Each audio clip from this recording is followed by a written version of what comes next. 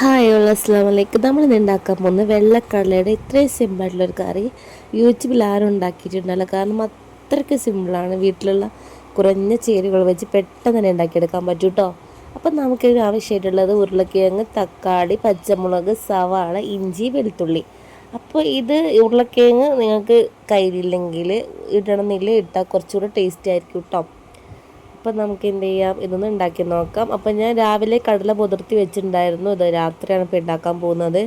അപ്പോൾ നമുക്ക് കുക്കർ അടുപ്പത്ത് വെച്ചതിന് ശേഷം നമുക്ക് എന്ത് ചെയ്യാം, കുറച്ച് വെളിച്ചെണ്ണ ഒഴിച്ച് കൊടുക്കാം. അതിലോട്ട് ഗ്രാമ്പു, ഏലക്ക, പട്ട അതെല്ലാം ചേർത്ത് കൊടുക്കുക. ഇപ്പോൾ കടലക്കറിക്കൊക്കെ ഇതുപോലെ ചേർത്ത് കൊടുക്കുമ്പോൾ നല്ലൊരു ടേസ്റ്റ് ആയിരിക്കും കേട്ടോ. അപ്പോൾ നമ്മൾ ഇതിലോട്ട് ഇങ്ങനെ കട്ട് ചെയ്ത് വെച്ച ഈ സവാളയും തക്കാളിയും എല്ലാം ഇട്ട് കൊടുത്തിട്ട് ഒന്ന് നന്നായിട്ടൊന്ന് വഴറ്റിയെടുക്കാം കേട്ടോ.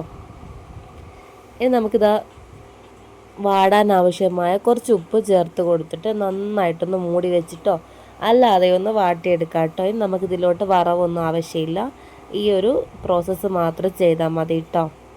അപ്പോൾ ഇതെല്ലാം കൂടി ഒന്ന് വഴറ്റിയെടുത്തതിന് ശേഷം നമുക്കിനി ഇതിലോട്ട് മസാലകൾ ചേർത്ത് കൊടുക്കണം. അപ്പോൾ ഇതിലോട്ട് ഞാൻ ചേർത്ത് കൊടുക്കുന്നത് മുളക് പൊടി, മഞ്ഞൾപ്പൊടി, മല്ലിപ്പൊടി, കുരുമുളക്, മട്ടൻ മസാല. അപ്പോൾ ചിക്കൻ മസാല ഉണ്ട് അത് ചേർത്തോ, അല്ലെ ബീഫ് മസാല ഉണ്ട് അത് ചേർത്തോട്ടോ. അപ്പോൾ ഒരു ടീസ്പൂൺ മുളക് പൊടി ചേർത്ത് കൊടുക്കുന്നുണ്ട്, 1/4 ടീസ്പൂൺ മഞ്ഞൾപ്പൊടിയും ചേർത്ത് കൊടുക്കുന്നുണ്ട്. ഇനി അതിലോട്ട് 1.5 ടീസ്പൂൺ മല്ലിപ്പൊടിയും ചേർത്ത് കൊടുക്കാം.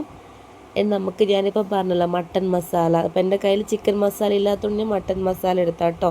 അപ്പോൾ നിങ്ങൾക്ക് ഏത് മസാല കയ്യിലുണ്ടോ അത് എടുക്കാം കേട്ടോ. അല്ലെങ്കിൽ ഈ ചിക്കൻ മസാല ഇല്ലെങ്കിലും കുഴപ്പമൊന്നുമില്ല, നല്ല ടേസ്റ്റ് തന്നെയായിരിക്കും. അപ്പോൾ ഒരു 1/4 ടീസ്പൂൺ കുരുമുളക് കൂടി ഇട്ട് കൊടുക്കുന്നുണ്ട് കേട്ടോ.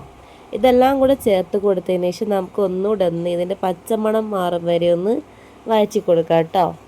അപ്പോൾ എല്ലാം കൂടി ഒന്ന് മിക്സ് ചെയ്തെടുക്കാം.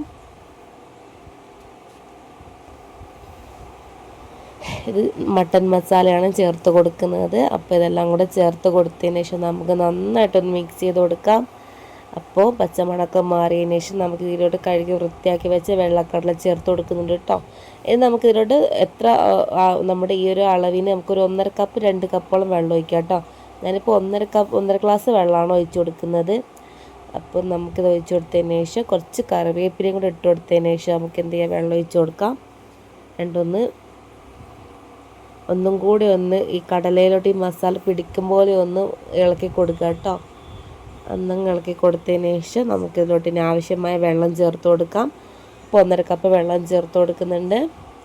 ഇത് നമുക്കിതൊന്നുകൂടി ഒന്ന് ഇളക്കി കൊടുത്ത് ഉപ്പൊക്കെ നോക്കിയിട്ട് വേണം ഇട്ട് കൊടുക്കുക ഇപ്പം തന്നെ. അപ്പോൾ ഇനി ഉപ്പിൻ്റെ ആവശ്യമൊന്നും പിന്നിടേണ്ട ആവശ്യം ഉണ്ടാവില്ല. അപ്പോൾ നന്നായിട്ടൊന്ന് മിക്സ് ആക്കിയതിന് ശേഷം നമുക്ക് കുക്കർ ഒന്ന് അടച്ച് വെച്ച് ഒരു 4 വിസിലൊന്ന് വേവിച്ചെടുക്കാം കേട്ടോ. അപ്പോൾ 3 അല്ലെങ്കിൽ 4 പെട്ടെന്ന് തന്നെ വെന്ത് വന്നിട്ടുണ്ട് നമ്മൾ കുതിർത്തി വെച്ച കടലയെ കൊണ്ട്.